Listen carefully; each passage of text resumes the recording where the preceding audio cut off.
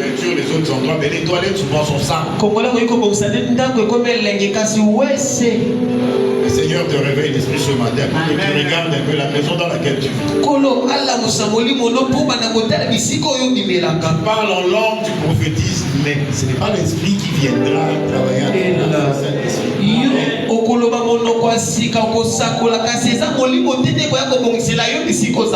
ce n'est pas le Saint-Esprit qui fera que le matin tu te réveilles pour aller dans la douche de la vie, ton propre corps. Tu prophétises, surtout pendant la saison sèche, même 10 heures. Et vous n'avez même pas honte. À 10 heures, on voit devant la parcelle en train de procéder.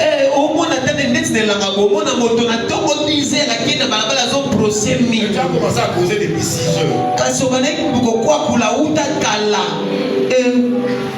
Que ton esprit soit réveillé. Alléluia. Que ton esprit se réveille ce matin. Dans le combat spirituel, il y a un chapitre où on nous montre comment prendre des bonnes décisions.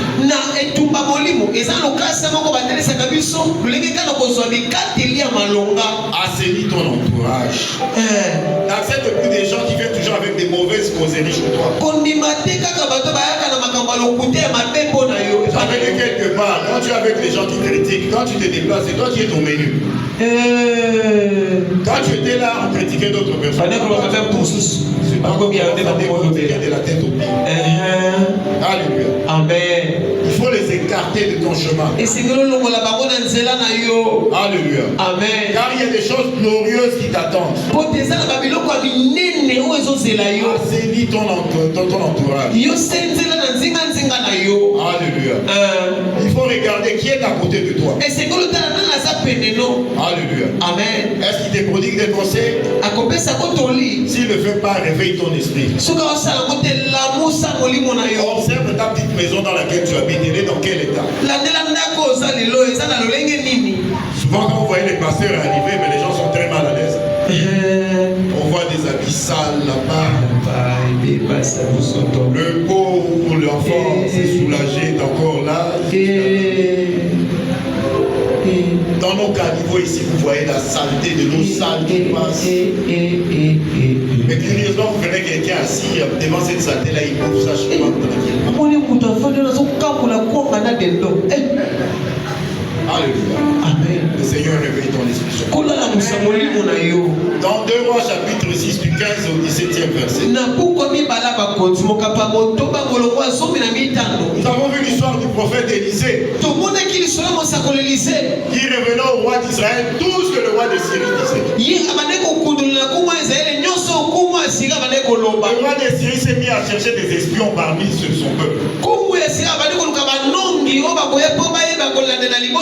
Quelqu'un lui a dit, il y a en Israël un prophète.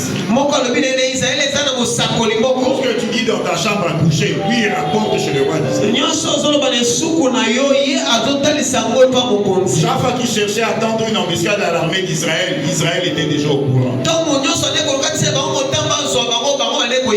Le roi de Syrie a envoyé des militaires pour aller attraper Élisée. Bien aimé, un bon matin, le serviteur d'Élisée se réveille, il voit qu'ils étaient déjà cernés, entourés de militaires. Il est venu réveiller son maître. Le maître a continué à faire ce qu'il faisait, il n'a pas fait cas de ce que lui disait. Le maître lui a dit, ceux qui sont avec nous sont plus nombreux que ceux qui sont là.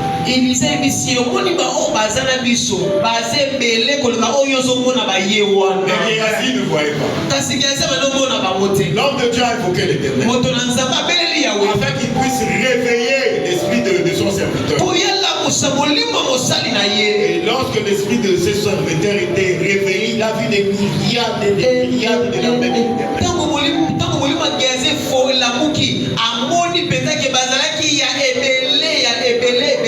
Quand ces gens sont venus même à la porte d'Élisée, ils ont frappé, ils n'ont pas répondu.